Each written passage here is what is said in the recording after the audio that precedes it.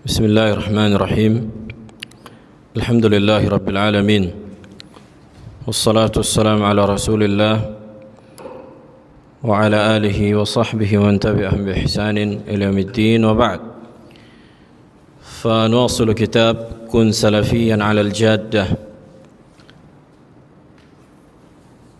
Di pertemuan kali ini kita masuk ke masalah yang kelima. Qaulu al-muallif rahimahullah atau hafizahullah jawazul intisabi ila salaf wa talaqqubi bis salafiyah. Permasalahan yang kelima adalah bolehnya menyandarkan diri kepada salaf.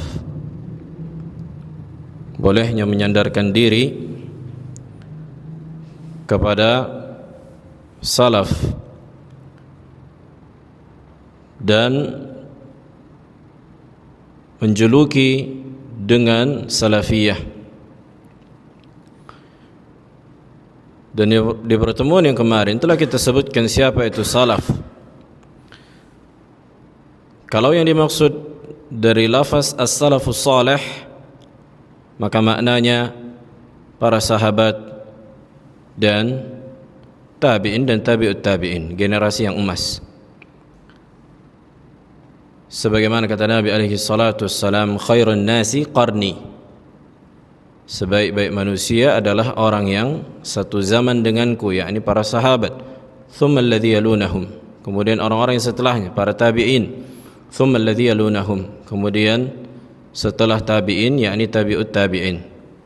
Kalau dikatakan salafus salih berarti para sahabat, tabi'in dan tabi'ut tabi'in. Kalau dikatakan para salafiyun adalah orang-orang yang mengikuti mereka dengan ihsan.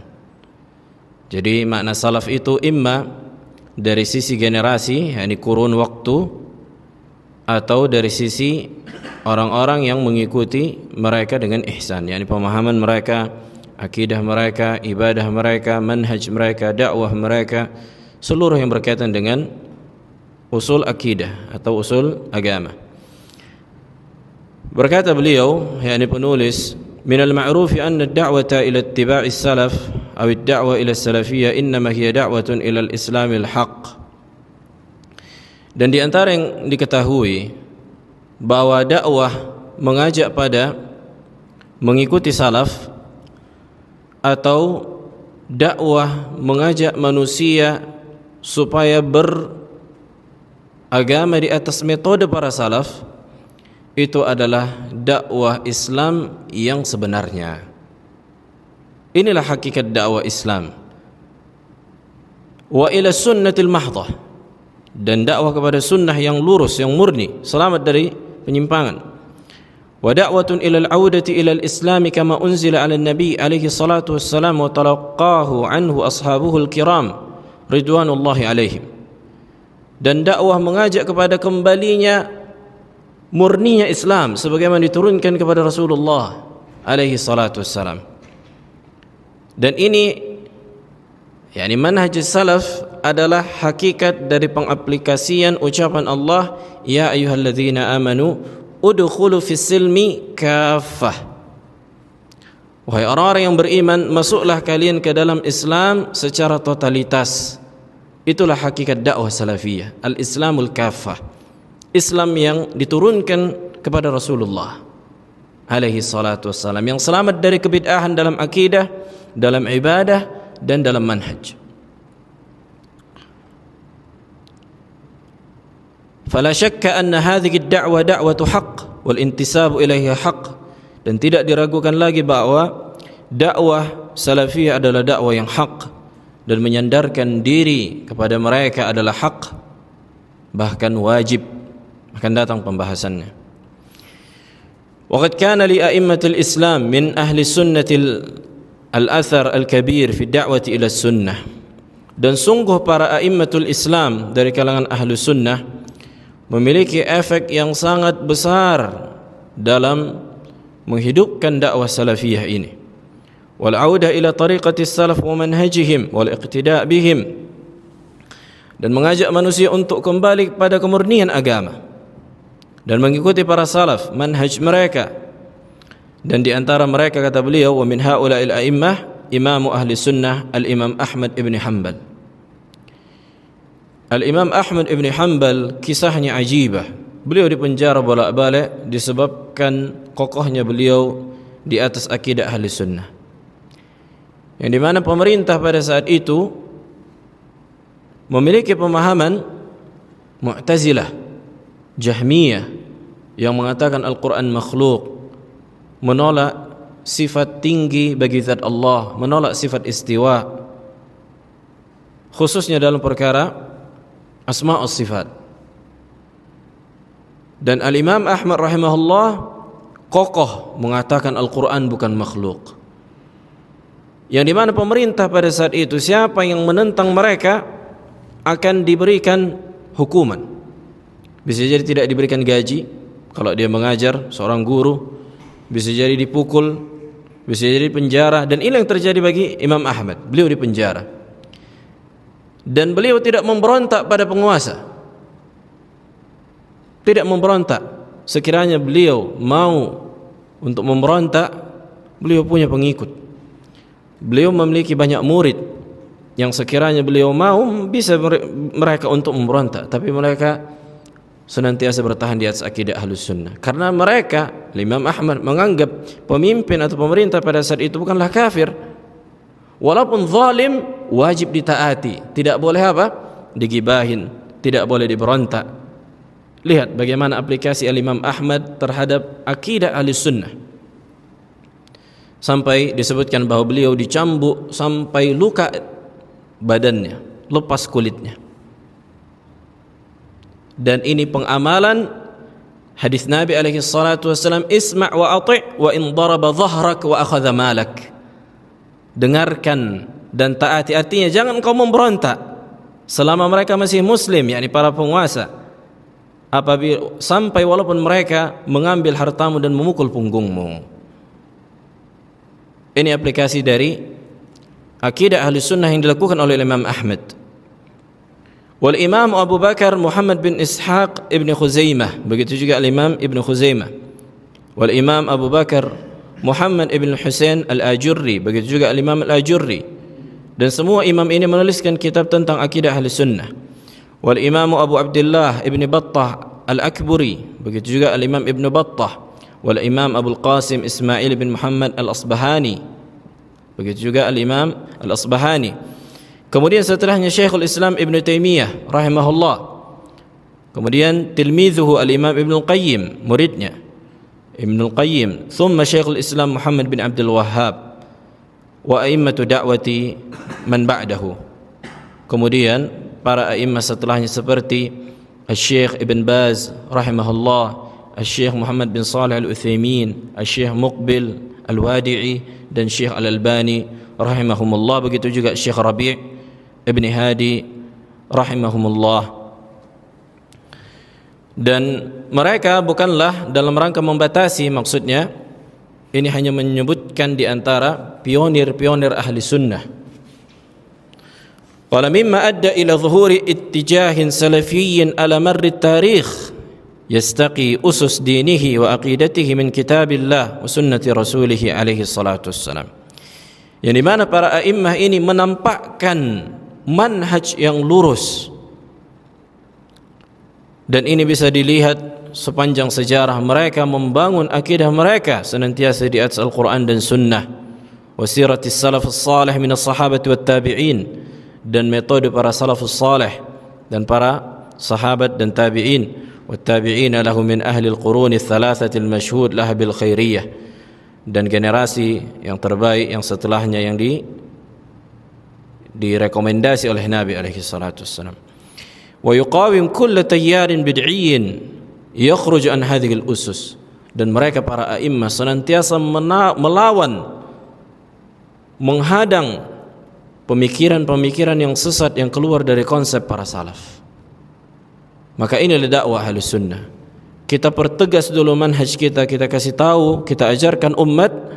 Kemudian ketika mereka sudah kokoh, begitu juga sambil kita ajarkan apa yang menjadi penyimpangan ahlul bid'ah.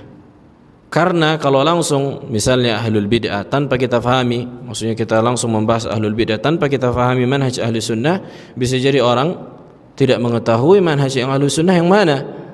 Makanya harus ditekankan atau bisa dibarengi, yakni kita jelaskan manhaj ahli sunnah dan kita jelaskan yang menyelisihi ahli sunnah itu seperti apa, supaya kita selamat dan supaya kita bisa mengikuti para salaf sebagaimana mestinya.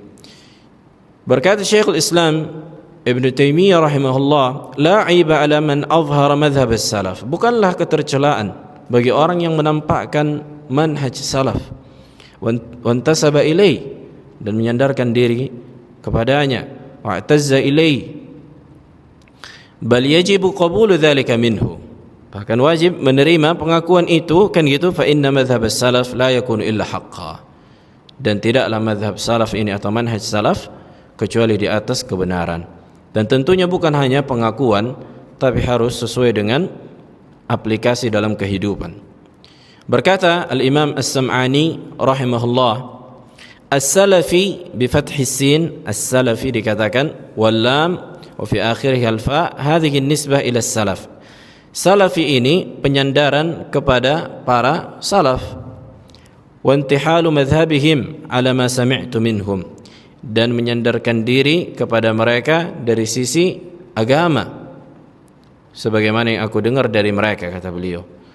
Berkata juga Al-Imam Ibn Athir, wa urifa bihi jama'atun, yakni mereka para salafi dikenal dengan jamaah. وأطلق شيخ الإسلام ابن تيمية لقب السلفية في بعض مصنفاته على أولئك الذين قالوا بقول السلف في الفوقية. نعم، Ibn Taimiyah rahimahullah di sebagian kitabnya beliau menyebutkan bahwa mereka para salaf adalah orang-orang yang mengikuti Nabi dan berpemahaman sebagaimana Al-Quran diturunkan kepada mereka.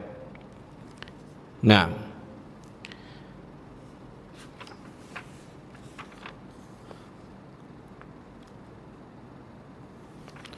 baik. Kemudian beliau menyebutkan, yakni Az-Zahabi, tentang Al-Imam Ad-Daruqutni. Beliau mengatakan, lam yadkhul ar-rajulu abadan fi ilmi al-kalam. Al-Imam Ad-Daruqutni tidak pernah masuk mengkorek-korek ilmu kalam, walal jidal, begitu juga ilmu berdebat, wala khadha fi dzalik, tidak juga sibuk mempelajarinya. Bal kana salafiyan, bahkan al-Imam Ad-Daruqutni seorang salafi. Imam Daruqutni seorang muhaddits, seorang ahli hadis.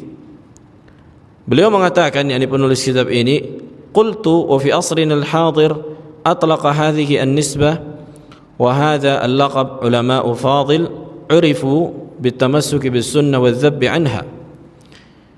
Dan di zaman sekarang, di antara yang menyebutkan penyandaran salafi ini dan dikenal dengan orang-orang yang berpegang teguh dengan sunnah dan membela sunnah, Syekh Abdurrahman Al-Muallimi.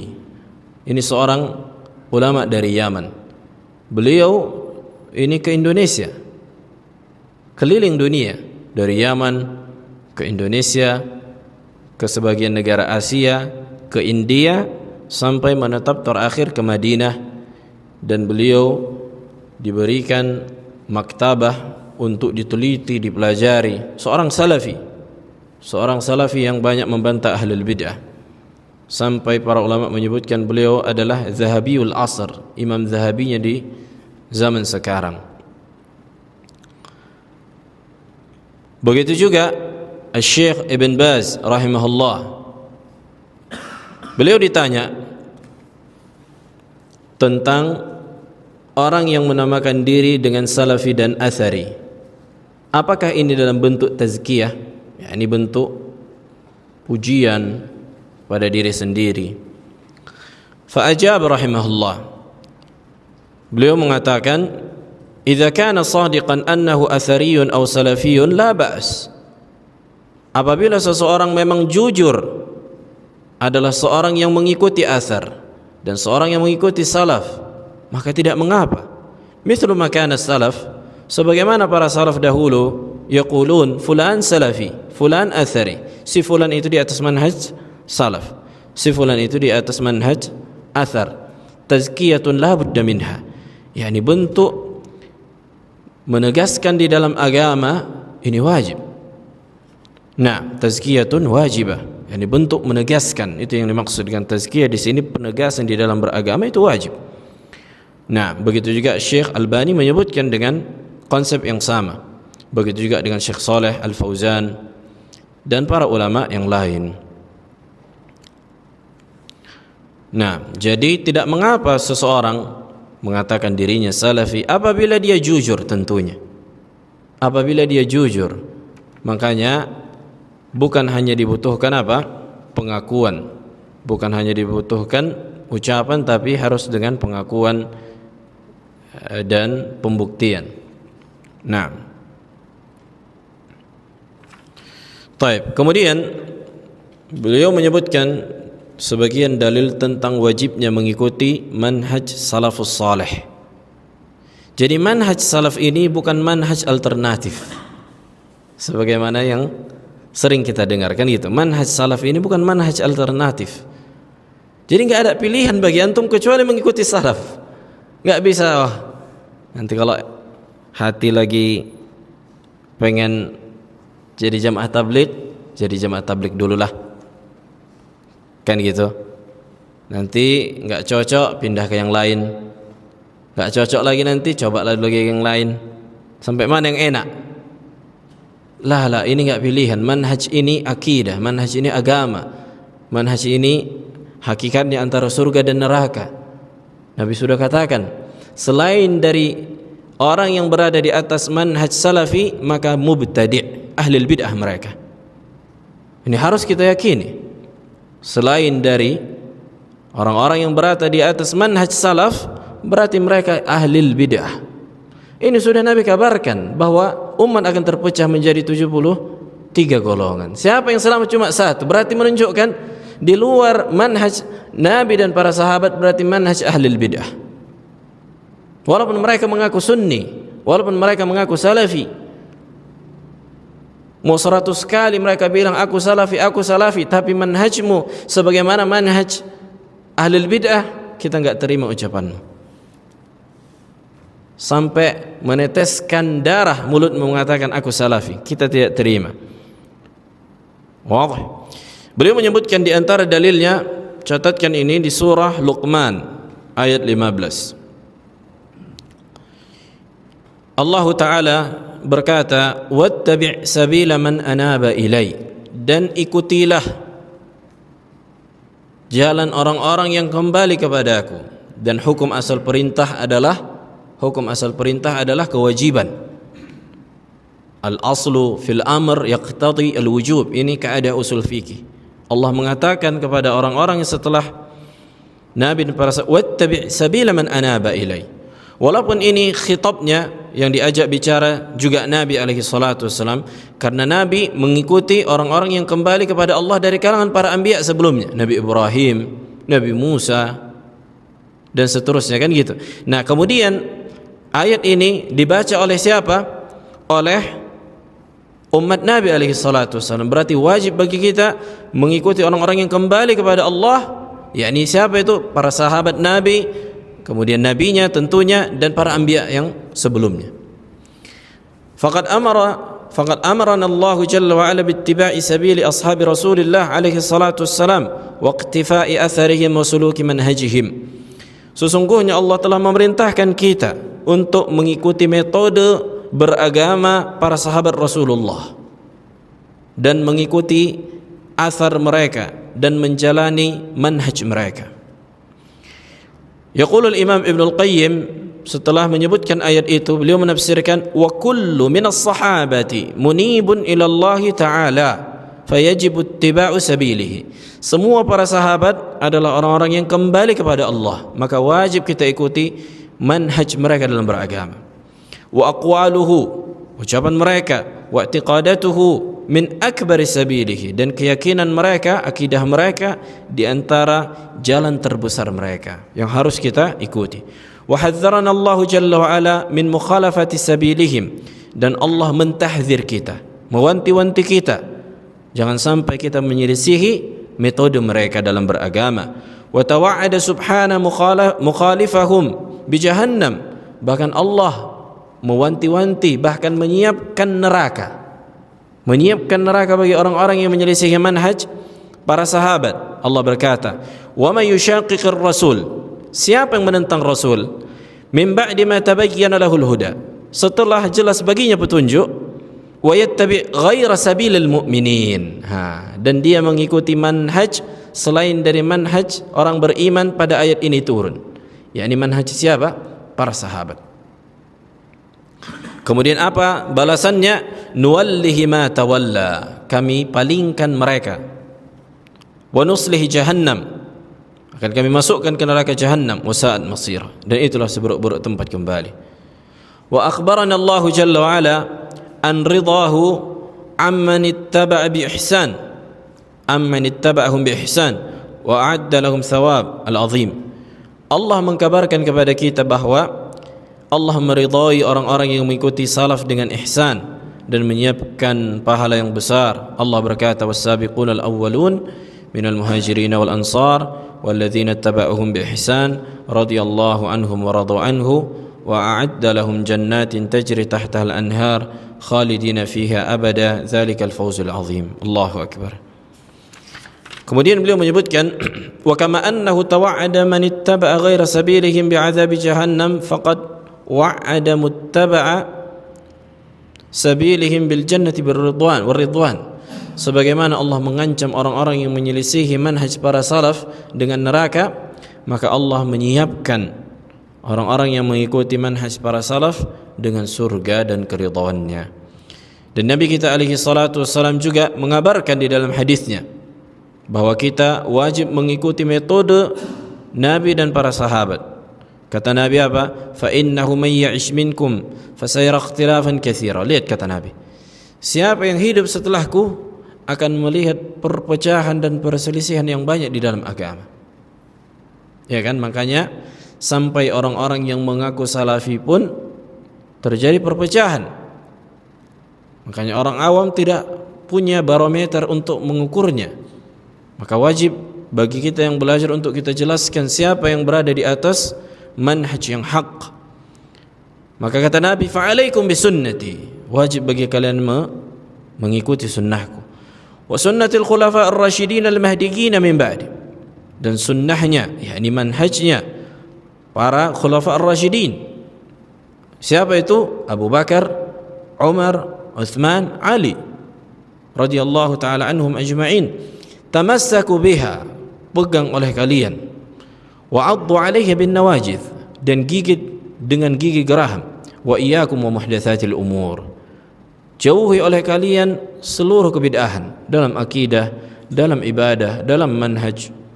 Fa inna kulla muhdatsatin bid'ah, semua perkara yang diada-adakan adalah bid'ah, wa kullu bid'atin dhalalah, dan di riwayat yang lain Nabi mengatakan kullu dhalalatin finnar.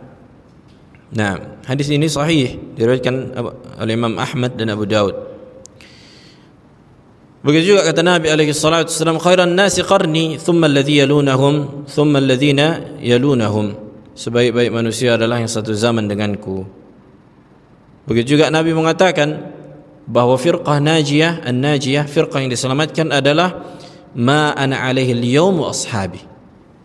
Inilah konsep yang aku beragama di atasnya dengan konsep para sahabat. Jelas. Dan jangan sampai orang awam mengatakan ini para salaf, ini sudah sering kita ulangkan gitu, ini para salaf itu enggak pernah sholat pakai mikrofon, kalian kok pakai mikrofon katanya.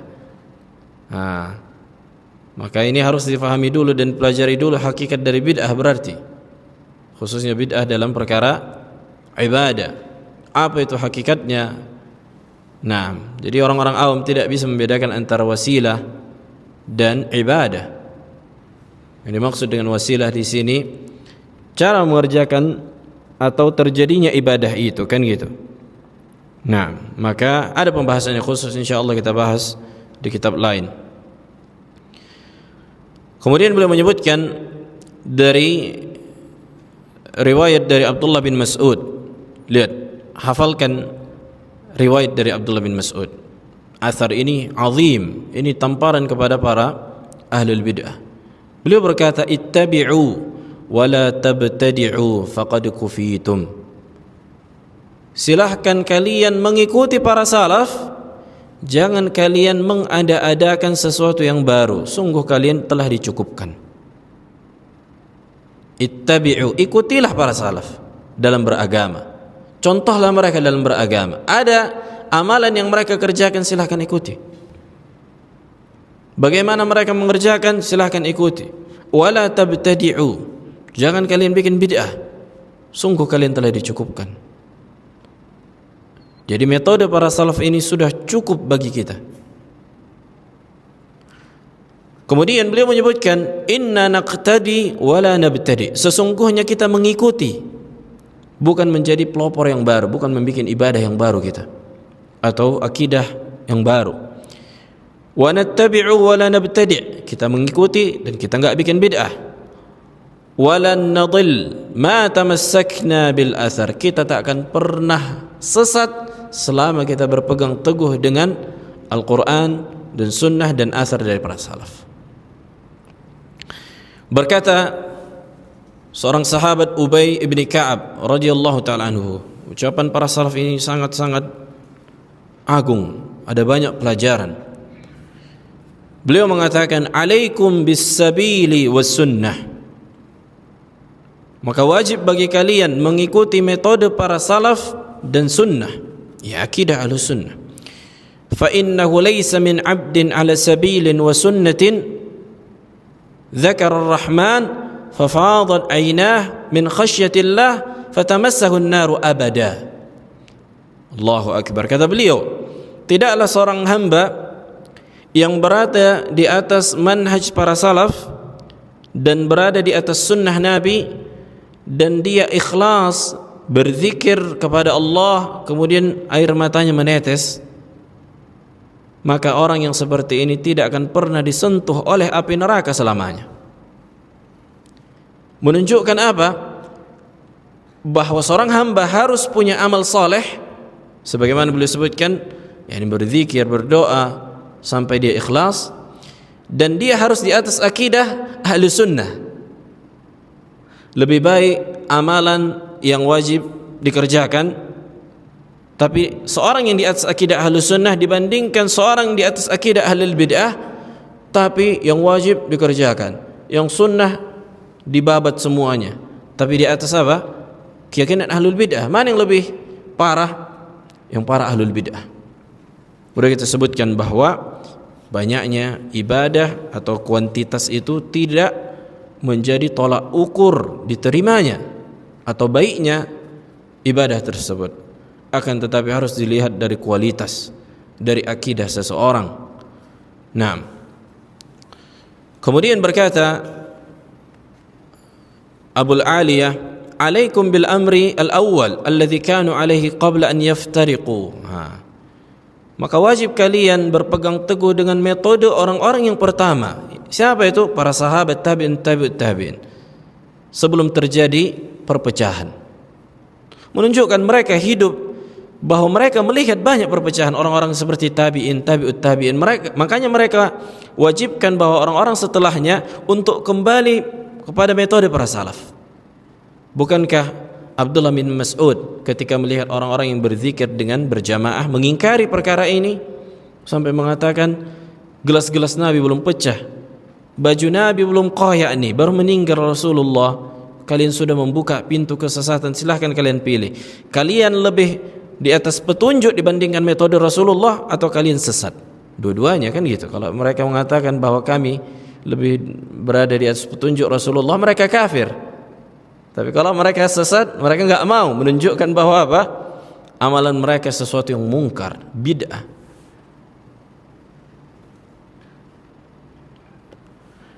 Kemudian beliau juga menyebutkan, Abul Aliyah al-Imam al-Auza'i afwan, isbir nafsaka 'ala sunnah. Allahu akbar. Hendaklah engkau bersabar di atas sunnah. Waqif haitsu waqafa al-qaum. bersikaplah sebagaimana para salaf bersikap, yakni khusus dalam agama. Wa qul bima qalu, katakanlah sebagaimana yang mereka katakan. Wa kuffa amma kaffu anhu, dan diamlah engkau sebagaimana mereka diam. Jadi apa yang tidak dibahas oleh para salaf maka jangan bahas. Wasluk sabila salafika salih, dan laluilah manhaj para salafus salih, fa innahu yasauka ma wasi'ahum, karena sesungguhnya apa yang mereka telah contohkan itu sudah mencukupkanmu. Begitu juga beliau menyebutkan al-Imam Al-Auza'i, alaika bi athari minan salaf man salaf wa in rafadaka an-nas. Allahu akbar. Wajib bagimu berpegang teguh dengan athar, dengan manhaj para salaf walaupun manusia menolakmu. Wa in rafadaka an-nas, dan inilah yang dirasakan oleh al-Imam Al-Auza'i. Konsekuensi dari berpegang teguh dengan manhaj salaf, kita ditolak manusia. Masalahnya yakni ketergantungan kita kepada Allah kuat enggak? Kan itu, orang-orang kan lemah di sini. Baru digertak tetangga udah cukur jenggot, udah enggak pakai cadar, atau sudah ikut acara bid'ah, atau sudah masuk kepada pemahaman khawarij, baru disodorkan duit, ayo ikut sama kita. Walaupun jadi khawarij, walaupun jadi teroris. Kan banyak orang-orang terfitnah karena apa? Karena dunia, atau takut mudarat dari dunia. Ini manusia menolak. Wa iyyaka wara'ar rijal, hati-hati olehmu pendapat-pendapat manusia. Wa in zakhrafu laka bil qaul, walaupun mereka menghiasinya. Subhanallah. Dan berkata Imam Ahmad rahimahullah, usul sunnah indana at-tamassuk bima kana alaihi ashab Rasulillah alaihi salatu wassalam wal iqtida'u bihim wa tarkul bid'ah. Usul sunnah di sisi kita adalah berpegang teguh dengan apa yang para salaf berpegang teguh dengannya, dan mengikuti mereka dan meninggalkan kebid'ahan. Dan para ulama senantiasa, yakni beliau mengatakan, wa mazal al ulama min a'immati sunnah jilan ba'da jil yad'una ila ittiba'i salafis salih wal iqtida'i bihim wa suluki tariqihim wa ittiba'i atharihim. Setiap ulama senantiasa menyerukan apa? Manhaj salaf, dan senantiasa mewanti-wanti manusia dari kebid'ahan. Baik, kemudian pembahasan yang berikutnya, masalah yang ke-6, manhaj as-salaf fil aqidah, metode para salaf di dalam akidah. Bagaimana konsep akidah para salaf secara umum? Ini perlu kita pelajari dari awal.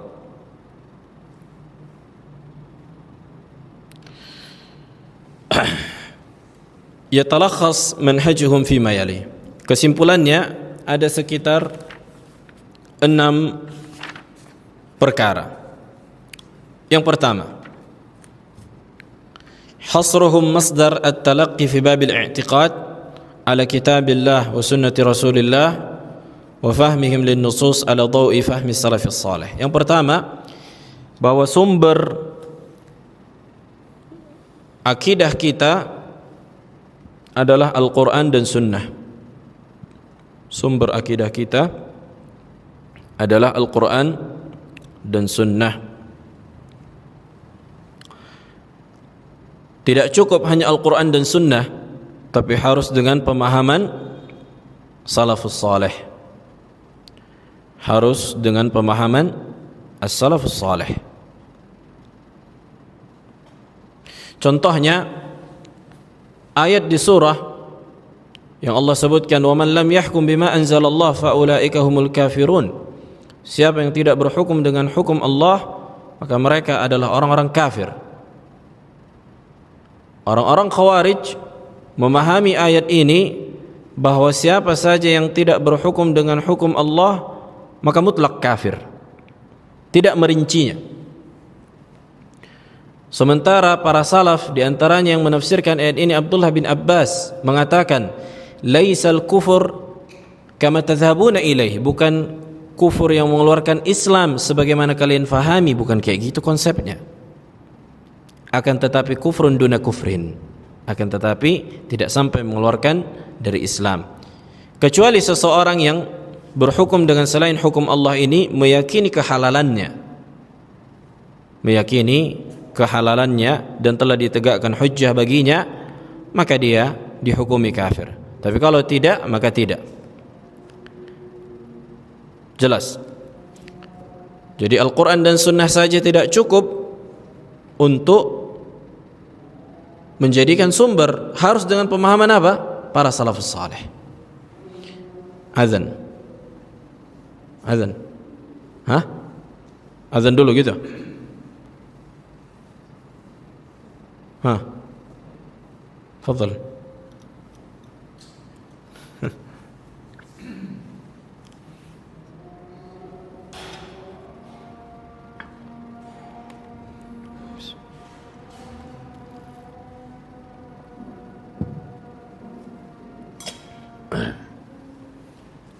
Allahu Akbar, Allah.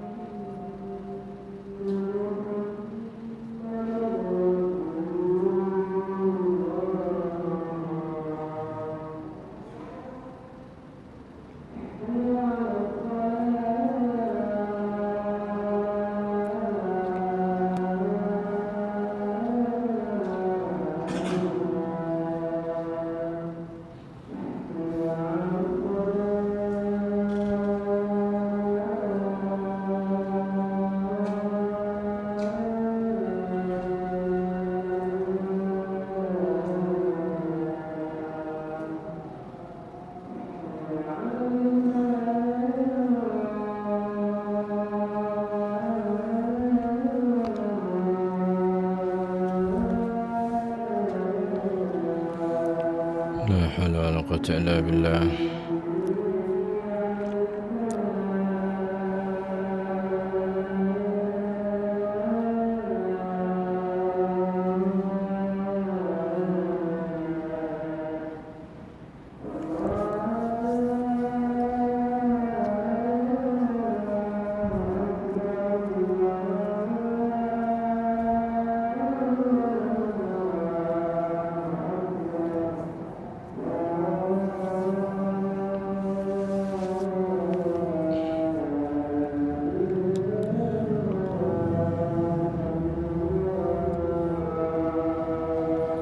La ilaha illallah sallallahu alaihi wasallam. Bismillah. Baik, kita lanjutkan sedikit lagi. Sebagaimana yang pertama kita sebutkan bahwa rujukan ahli sunnah atau manhaj salaf ketika membangun akidah itu di atas Al-Quran dan Sunnah dan pemahaman salaful ummah. Berbeda dengan firqah yang menyimpang, di antaranya para sufi. Para sufi tidak menjadikan Al-Quran dan Sunnah sebagai rujukan utama, akan tetapi menjadikan imma mimpi, al-kashf, mengetahui sesuatu tiba-tiba, tahu yang gaib, datang Nabi mengabarkan sesuatu kepadanya, kemudian dia katakan ini adalah amalan. Ini terjadi di kalangan para sufi ya. Begitu juga dengan orang-orang ahli kalam, bahwa mereka menjadikan akal mereka sebagai tumpuan utama. Kalau cocok sama akal yang dibangun di atas pemahaman Aristoteles, kita terima dalil ini. Kalau tidak cocok, kita tinggalkan, kita takwil, kata mereka. Maka ini menyimpang dari manhaj para salaf. Kemudian yang kedua, ihtijajuhum bisunnati sahihah fil aqidah, sawa'un kana hadhihi sunnah sahihah mutawatiratan am ahadan. Bahwa kita menjadikan hadis yang sahih rujukan dalam berakidah. Kita jadikan hadis yang sahih di dalam rujukan kita dalam berakidah, tanpa melihat hadis itu mutawatir atau ahad. Tanpa melihat hadis itu mutawatir atau ahad. Apa yang dimaksud dengan hadis mutawatir?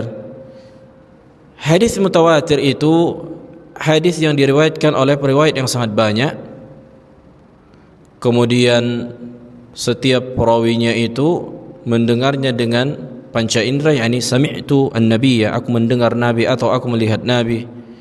Naam. Dan mustahil mereka itu saling berdusta di antara mereka. Jelas. Nah, hadis ahad ini ada yang sifatnya ahad secara sanad, jalur periwayatan itu ahad, tapi maknanya itu mutawatir. Maknanya itu mutawatir. Jadi ahlul bid'ah dari kalangan ahlul kalam, contohnya Asy'ariyah, mereka tidak mau membangun akidah mereka di atas hadis ahad. Kalau hadisnya ahad walaupun sahih, yang berkaitan dengan perkara yang gaib atau sifat-sifat Allah, kata mereka enggak diterima. Contohnya, mereka menuduh bahwa hadis yang menetapkan Allah turun ke langit dunia setiap sepertiga malam, kata mereka hadis ahad. Padahal ini hadis mutawatir. Hadis mutawatir. Supaya apa? Supaya jangan menetapkan Allah turun ke langit dunia setiap sepertiga malam terakhir. Ini di antara contohnya. Taib. Kemudian yang ketiga, yang kedua tadi apa, Agil? Nah, baik hadis ahad atau mutawatir.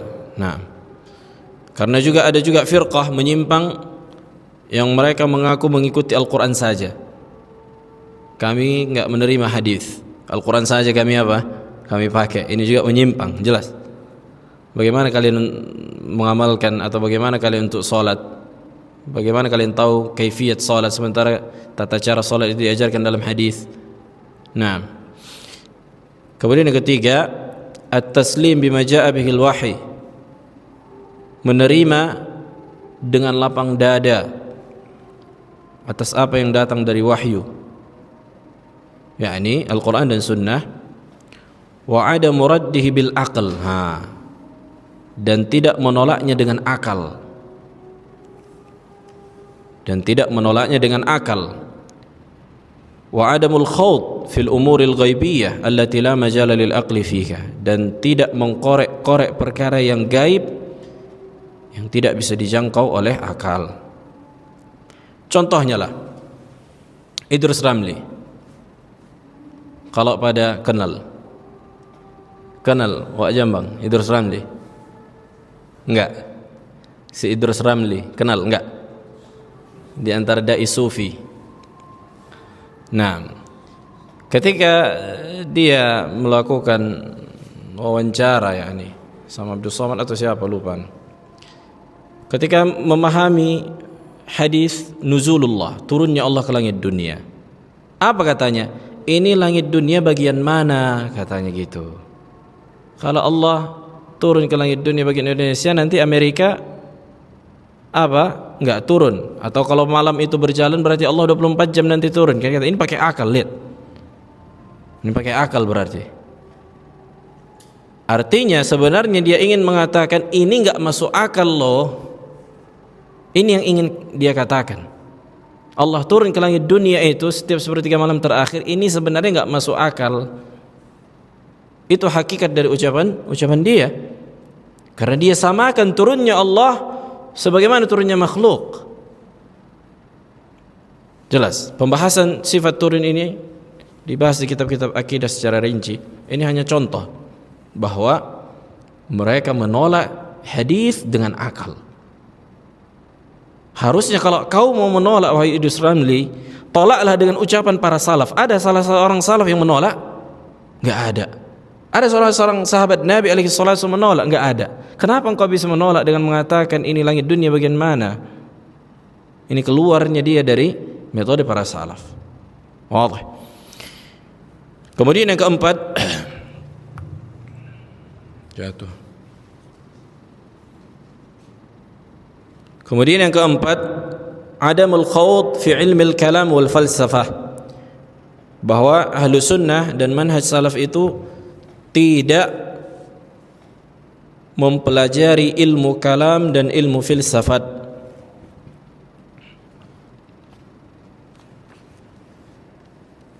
Maka orang-orang yang membangun akidah mereka di atas ilmu kalam dan ilmu filsafat, maka mereka adalah ahlil bid'ah. Al-Imam Ahmad mengatakan, ulama'ul kalam zanadiqah, orang-orang yang menggeluti ilmu kalam, para zindiq, para munafik. Dan tidaklah mereka menyimpang kecuali mereka menggeluti ilmu kalam.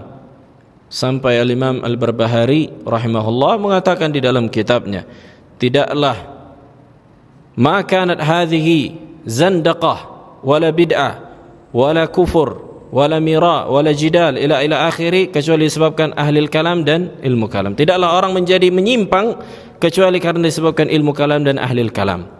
Al-Imam Syafi'i rahimahullah mengatakan, hukmi fi ahli kalam, aku menetapkan hukum bagi orang yang mempelajari ilmu kalam, an yudrabu bin ni'ali wal jarid, dipukulin dengan pelepah kurma dan sendal, wa yutafu bihi 'alal asyair, dan diarak-arak di kampung-kampung, wa yuqalu lahu hadza jazaa'u man aqbala 'ala ilmi kalam wa taraka al-kitab was sunnah, dan dikatakan, sambil dikatakan, inilah balasan bagi orang yang mempelajari ilmu kalam dan meninggalkan Al-Quran dan Sunnah.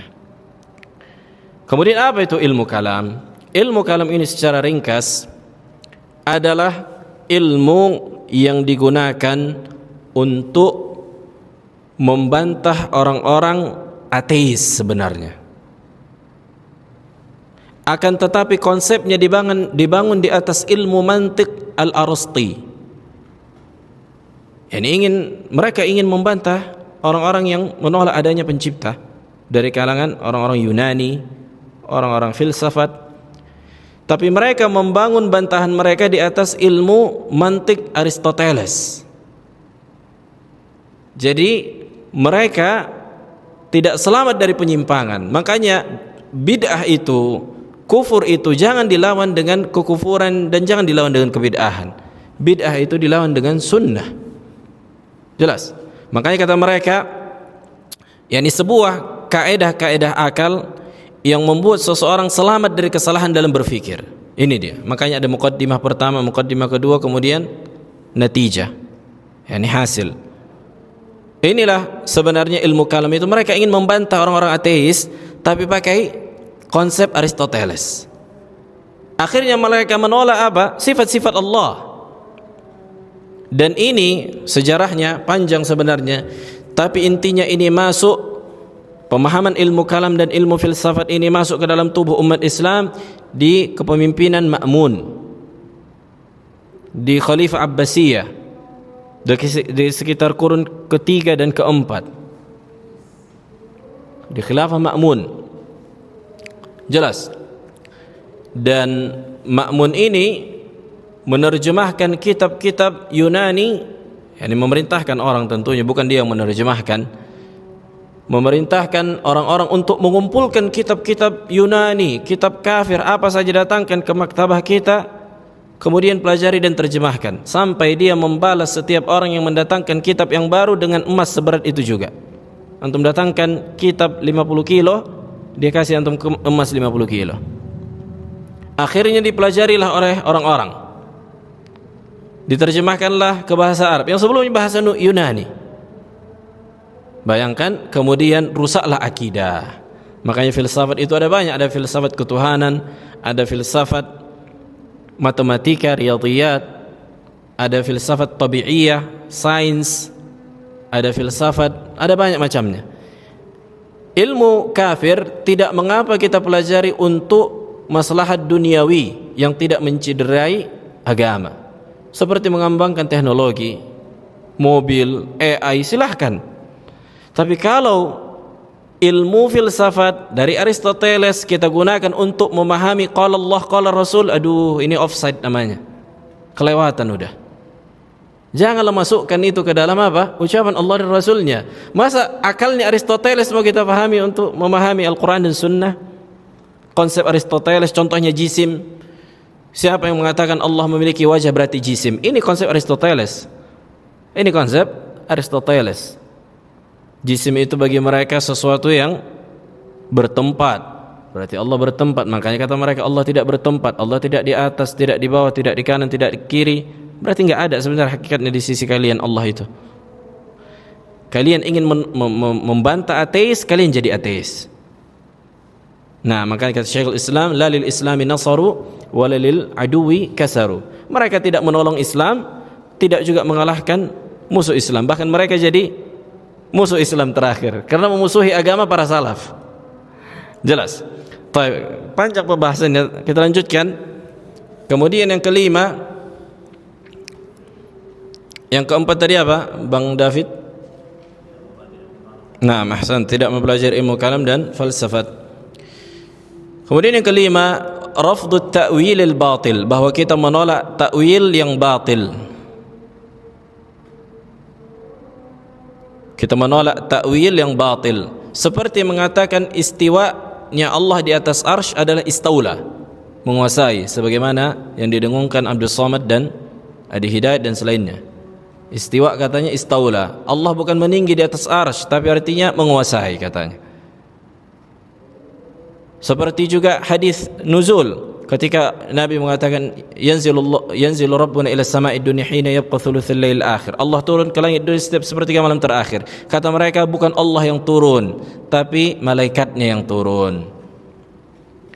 Kemudian juga yadullahi mabsutah, bal yadahu mabsutatan, bahkan kedua tangan Allah terbentang, bukan tangan artinya, tapi tangan maknanya kekuatan. Ini dikatakan takwil. Ini dikatakan takwil yang batil. Baik, kemudian yang keenam, yang terakhir, bahwa ahlu sunnah al-jam'u bainan nusus fil mas'alatil wahidah, bahwa kita menggabungkan seluruh dalil di dalam satu permasalahan. Ahlu sunnah menggabungkan seluruh dalil untuk memahami satu masalah. Ini penting kita fahami. Contohnya, ahlu sunnah memahami dalil-dalil yang menetapkan bahwa siapa saja yang di atas keimanan, kemudian walaupun dia melakukan dosa besar dan tidak menghalalkannya, maka dia apa?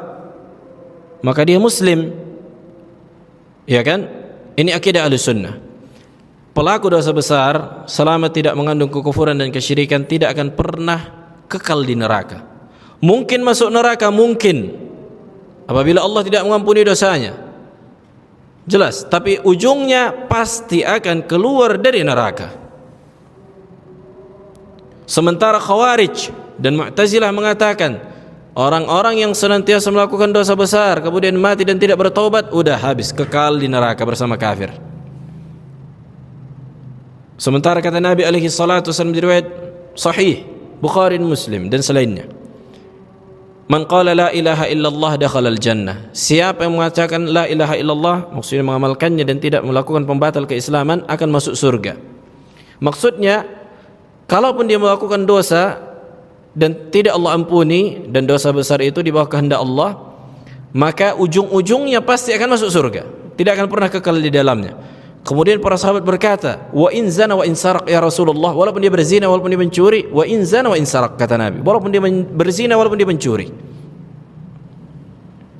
Jelas, jangan sampai seseorang jatuh pada pemahaman Khawarij. Nah, dan begitu juga bahwa kita menggabungkan dalil yang siapa yang melakukan dosa besar berkurang keimanannya. La yazni zani hina yazni wa huwa mu'min, wa la yasrik hina yasrik wa huwa mu'min. Artinya orang yang beriman, yang sempurna keimanannya, tidak akan berzina dan tidak akan mencuri. Siapa yang melakukan zina dan pencurian menunjukkan imannya lemah. Berbeda dengan Murji'ah.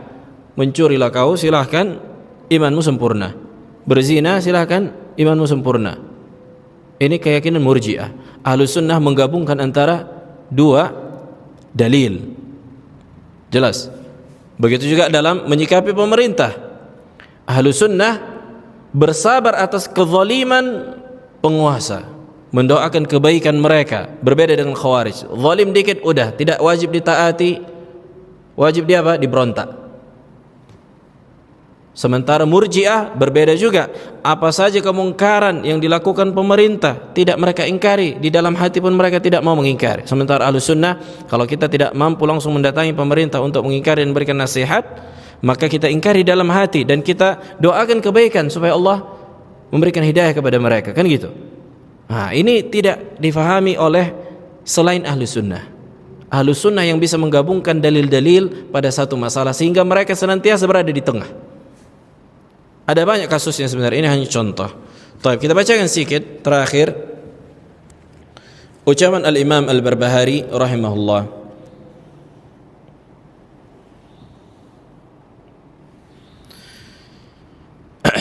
I'lam rahimakallah anna ad-din innama jaa min qibalillahi tabaraka wa ta'ala wa lam yudha' ala uqulir rijali wa ara'ihim. Ketahuilah, semoga Allah merahmatimu, sesungguhnya agama ini datang dari sisi Allah, dan Allah tidak meletakkan agama ini di atas akal-akal manusia. Wa ilmuhu indallahi wa inda rasulih. Tafsirnya, ilmu tentang agama ini di sisi Allah dan Rasulnya. Ini Al-Quran dan Sunnah. Fala tattabi' syai'an bihawaka fatamruqu minad din. Jangan sampai engkau mengikuti hawa nafsu, yang mengikuti bid'ah sehingga engkau keluar dari agama. Fatakhruj minal Islam, dan engkau keluar dari Islam. Fa innahu la hujjata laka, karena tidak ada hujjah bagimu. Faqad bayyana Rasulullah alaihi salatu wassalam li ummatihi sunnata wa awdahaha li ashabihi. Dan sungguh Rasulullah telah menjelaskan sunnah ini dengan sejelas-jelasnya kepada para sahabat. Wa humul jamaah wa humus sawadul a'zam was sawadul a'zam ahlul haqqi wa ahlih.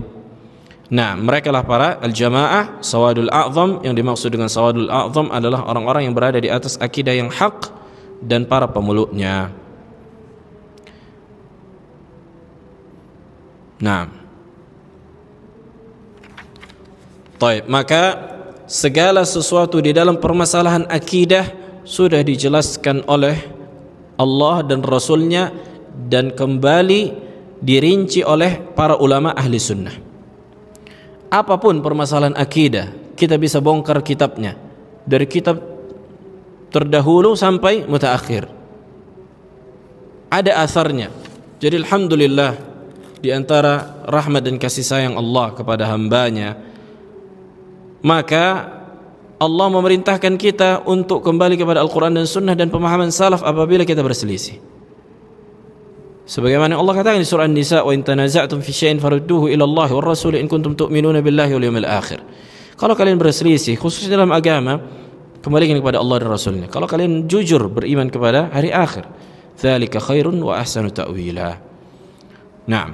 Ada pertanyaan?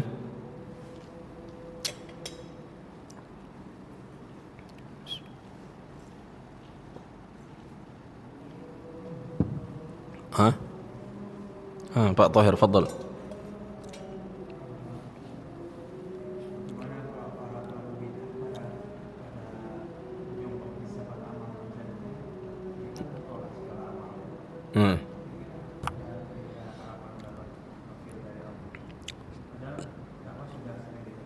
Naam.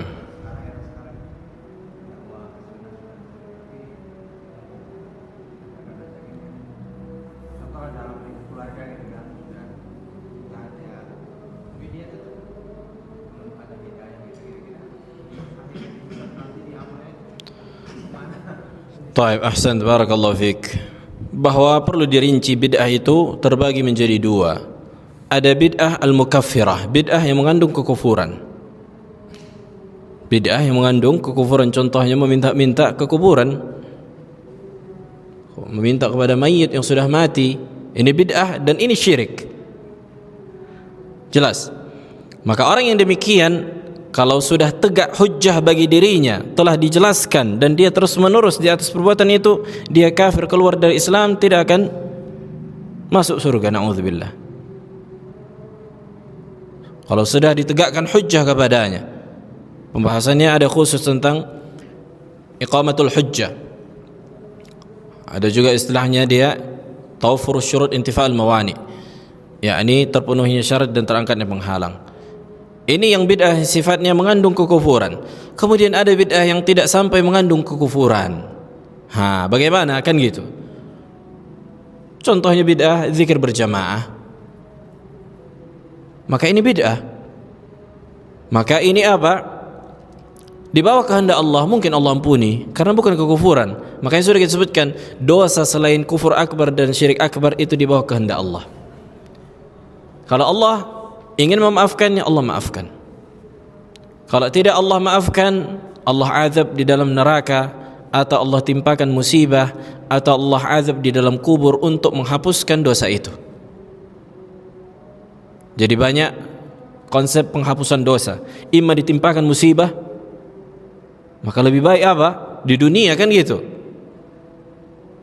Walaupun seseorang jangan sampai meminta kepada Allah menimpa musibah, tapi intinya mereka yang melakukan bid'ah yang tidak sampai pada kekufuran, mungkin Allah ampuni di dunia dengan amal soleh seperti sedekah yang ikhlas, yang sesuai dengan sunnah, kan gitu. Jadi manusia itu kan nggak mungkin semua amalannya apa?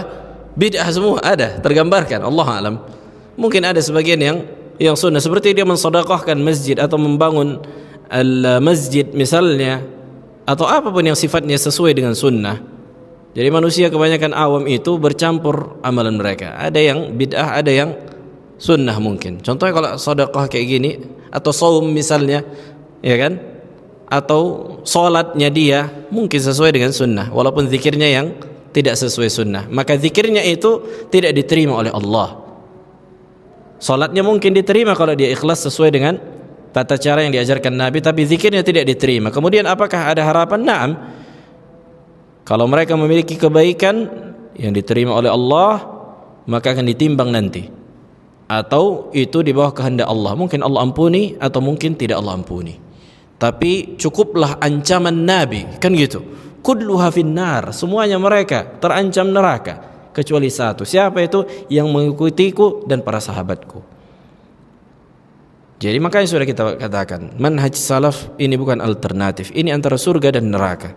Kita nggak mau apa jatuh pada penyimpangan. Dan kebid'ahan di dalam akidah lebih berbahaya dan lebih besar dosanya dibandingkan kebid'ahan dalam amaliyah. Nah, dalam amal-amal yang lain, walaupun bid'ah dalam amaliyah itu juga dibangun di atas bid'ah di dalam akidah. Kadang-kadang bersatu, kadang-kadang terpisah. Maka perlu didudukkan kasusnya apa. Nah, ada lagi? Fadhal.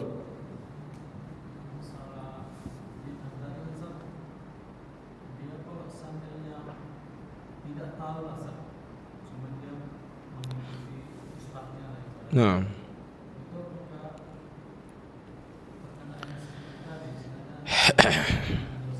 naam, taib. Taib itu dilihat. Jadi ada namanya mufarrid wa ghairu mufarrid. Mufarrid itu dia ragu akan amalannya dan dia nggak mau mencari kebenaran. Ini ragu, muncul keraguan-raguan dalam hatinya. Aduh, ini betul nggak yang kerja kita ini? Tapi dia nggak mau mencari kebenaran, tidak mau bertanya. Jelas. Maka ini tidak diberikan uzur. Artinya berdosa. Kalau dia kafir, tegak hujjah baginya, maka dia tidak apa? Tidak diberikan uzur. Nah, itu tadi. Siapa yang melakukan kekufuran, dia ragu kalau ini apa? Benar atau tidak, dan dia tidak mau mencari kebenaran, tidak ada uzur bagimu. Kenapa engkau tidak bertanya? Engkau mampu. Kenapa engkau tidak membahas di dalam wasilah-wasilah yang ada sekarang seperti internet? Bertanya kepada ustaz-ustaz. Kenapa engkau tutup hatimu membuat kebencian? Ini berpaling dia kepada manusia, kan sudah kita jelaskan misalnya. Maka orang yang seperti ini tidak diberikan uzur karena dia ragu. Tapi kalau dia enggak ragu dengan apa yang dia ikuti, kemudian tidak sampai kepadanya hujjah, maka orang yang seperti ini mungkin diberikan uzur. Kan gitu. Misalnya sebuah kampung terpencil enggak ada kecuali satu ustaz, misal. Ini mengajarkan bid'ah. Dan dia enggak tahu kan gitu, ada pendapat lain atau ada konsep lain dalam beribadah yang sesuai dengan sunnah. Misal, ini hanya contoh. Kemudian apa? Dia mengikuti ini, maka yang seperti ini mungkin diberikan uzur. Jelas. Maka perlu dilihat keadaannya. Tidak semua orang itu mendapatkan uzur atas kebodohannya. Maka orang yang ragu atas perbuatannya, kemudian dia tidak mencari kebenaran, bahkan ada kebenaran datang dia menolaknya, ini kafir, keluar dari Islam. Kalau dia kasusnya bid'ah yang mengandung kekufuran. Kalau tidak, maka tidak mengeluarkan dari Islam, tapi terancam neraka, dosa besar. Karena dosa besar kalau tidak diampuni terancam neraka. Jelas. Nah, kata Allah,